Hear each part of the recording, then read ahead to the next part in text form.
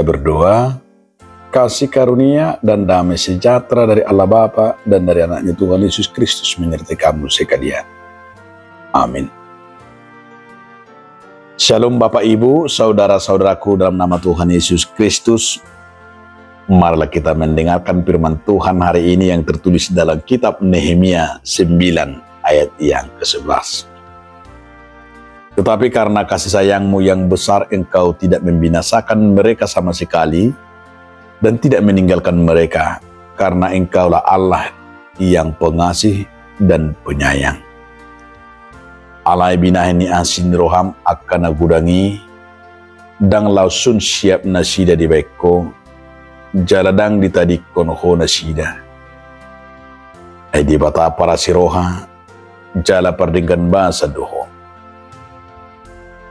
Demikian firman Tuhan. Bapak Ibu, saudaraku dalam nama Tuhan Yesus Kristus, judul renungan kita hari ini adalah Allah pengasih. Nehemia menyatakan kepada umat Israel, sesungguhnya sifat Allah itu sungguh nyata dirasakan oleh umatnya. Maka Nehemia mau mengajak bagaimana mereka semakin setia kepada Tuhan. Nehemia mau menyatakan hidup bersama dengan Tuhan. Nehemia juga berkata bahwa Allah yang sungguh peduli. Dan Nehemia mau menyatakan kepada umatnya supaya setia dalam hidup kita ini adalah anugerah. Dan tidak ada yang perlu kita sombongkan. Karena apapun yang kita miliki bukan menjadi ukuran bagi kita orang yang panjang umur atau orang yang hebat, bukan.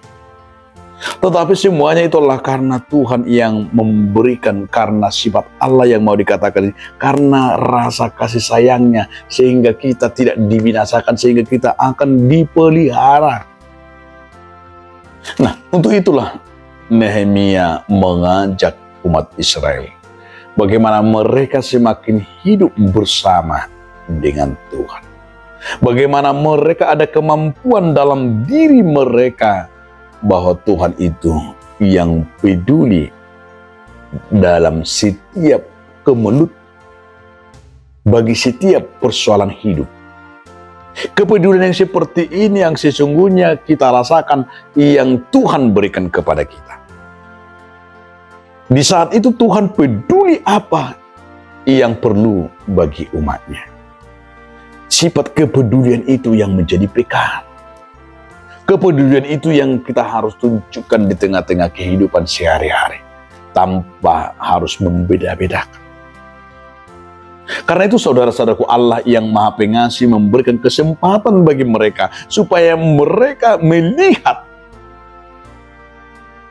yaitu tangan Tuhan yang menyertai Tuhan yang melindungi, dan bersama Tuhan hidup mereka akan dipuaskan.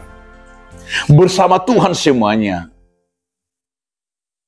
kita dipermudah, bersama Tuhan semuanya kita akan tenang, dan bersama Tuhan kita akan merasakan perjalanan Tuhan, perjalanan kita bersama Tuhan.